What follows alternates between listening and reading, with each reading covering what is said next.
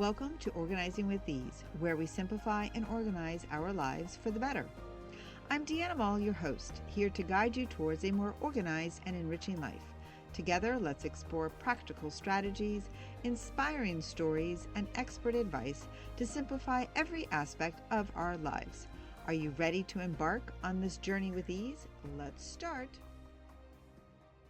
Hello, my friends, and welcome back to Organizing with Ease. I'm your host, Deanna Mall, and I'm thrilled to have you here as we wrap up our September Shift series. I cannot believe it. Can you? It's end of September. If this is your first time tuning in, I welcome you. Over the past few weeks, we've explored the 3 R's: revamp, reorganize, and reignite to help you transition smoothly into the fall. Today, we're closing out September by reflecting on what we've learned, why it matters, and how to carry this momentum forward as we prepare for October. Yes, we are.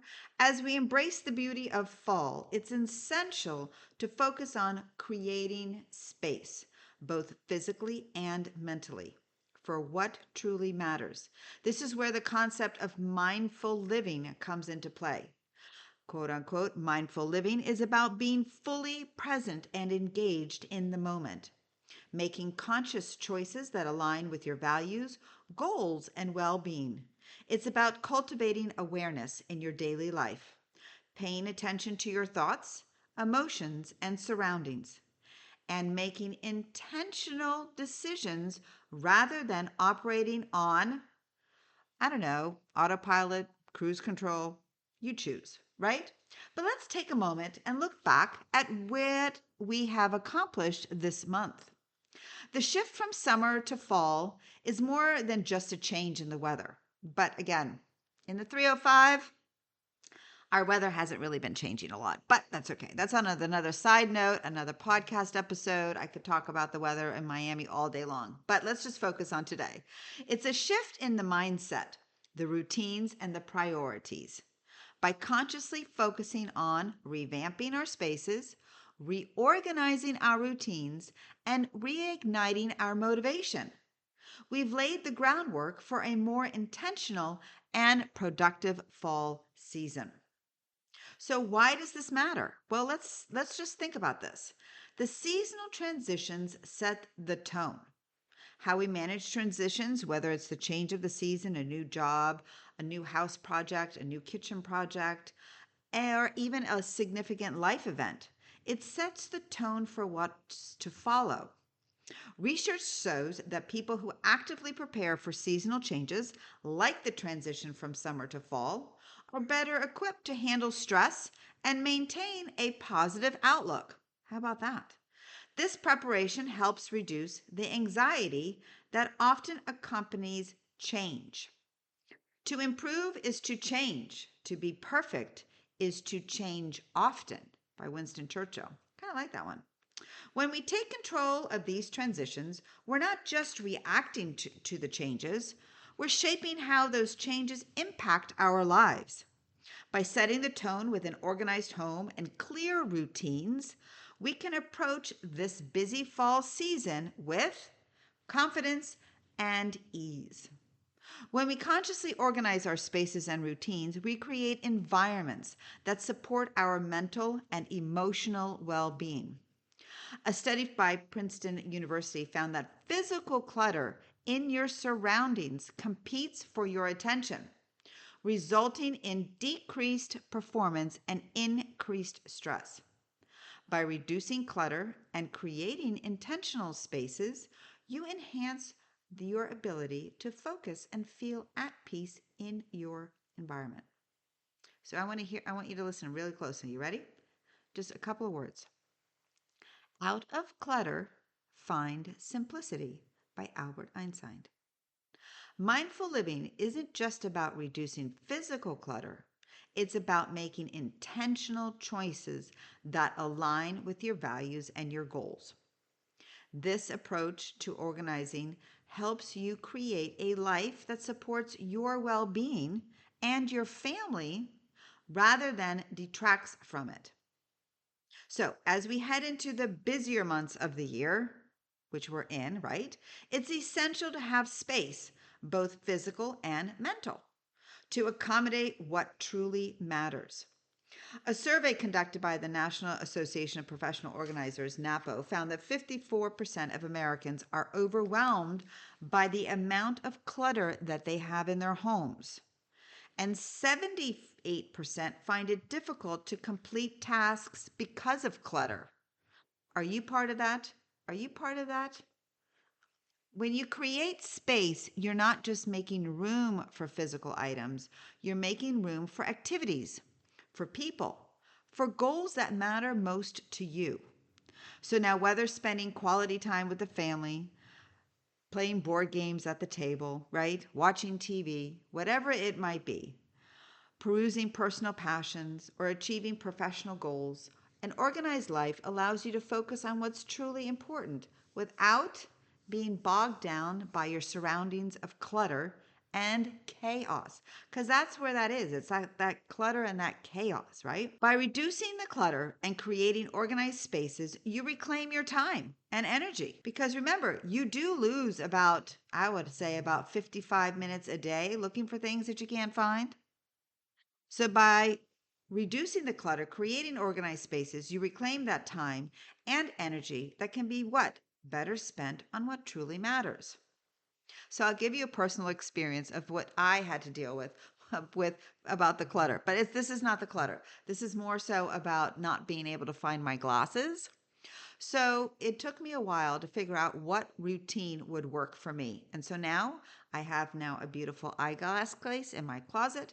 And anytime I want to swap out my eyeglasses, then that is exactly where I go. I place them back there if I want to swap them out because I could not see anymore. And if I don't have my glasses, we're having a problem. So it took me a while. And there you have it. I have a box, a beautiful box, and I lay out my glasses inside of them. And I won't have to worry about where to find them because I know I put them back and I take them out. It's a routine. So let's dive deeper into what mindful living actually means and why it's a crucial part of creating space for what matters. Mindful living begins with the awareness, paying attention to the present moment without any judgment. This means noticing what's happening around you, but also within you, including your thoughts, your feelings, your physical sensations. So here's an example. You ready? When eating a meal, instead of, which we do a lot because of our time and maybe after school activities, we're rushing through our meal or we're being distracted by the phone. Mindful living would have you savor every bite, right?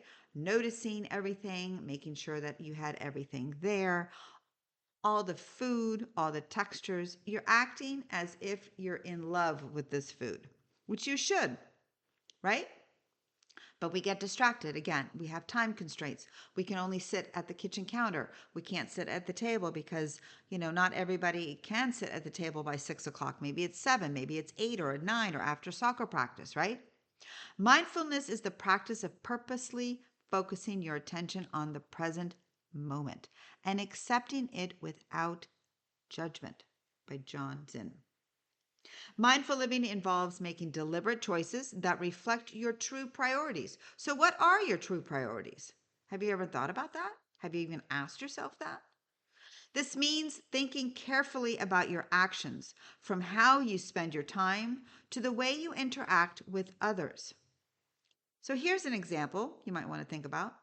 Before committing to another project or going to another holiday event might be coming, a mindful approach would be to involve asking yourself whether this aligns with your goals, whether you have the capacity to take it on without compromising your well-being, and do you really want to go out? Do you really want to go to that event?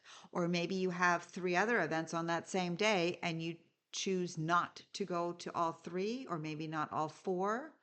Maybe you just kind of pick and choose. People who practice mindfulness report a 30% reduction in stress levels and 25% improvement in their ability to focus on what truly matters. And that's from mindful.org. So, non-judgmental, accepting for what it is. So here we go. A crucial aspect of mindful living is cultivating the non-judgmental attitude. What does that mean? That means accepting yourself and others, the situations you encounter as they are, without labeling them good or bad. So if you find yourself feeling frustrated, instead of getting caught up in the motion, which we all do, which we all are, we are all that. We definitely, I can say that I have been there. We still are. I still am sometimes. But instead of catching us in the moment or criticizing yourself for it, you observe the feeling without judgment, understanding, and that it's a temporary experience. The present moment is the only time over which we have dominion. Mindful living also emphasizes the importance of meaningful connections with yourself and others, and also around the world around us. Involves us being fully present, listening deeply, and engage with empathy and compassion. So when you're talking to a friend, mindful living would have you focus entirely on the conversation. But does that happen? Are you truly engaged with that conversation? Are you truly listening to what they're saying? Or are you kind of thinking about what you're going to say next, or checking your phone, or you're looking around and you're still on the conversation, but your mind isn't there? Trust me, we've all been there. I've done that too. Mindful living is about creating balance in your home, balance between work and rest, action and reflection, doing and being.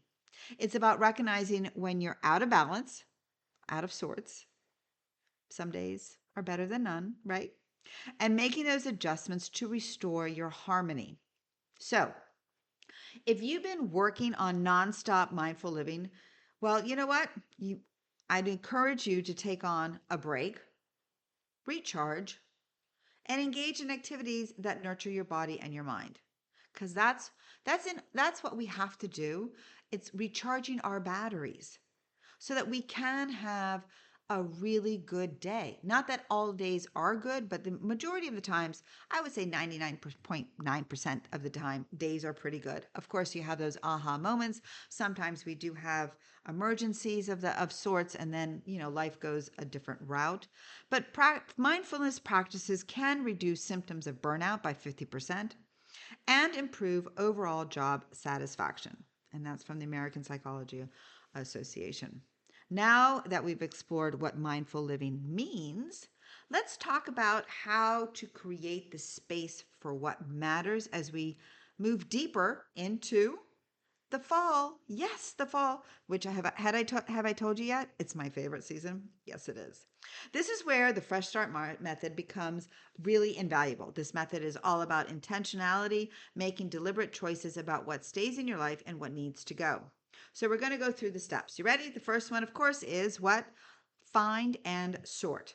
Focus on what's essential.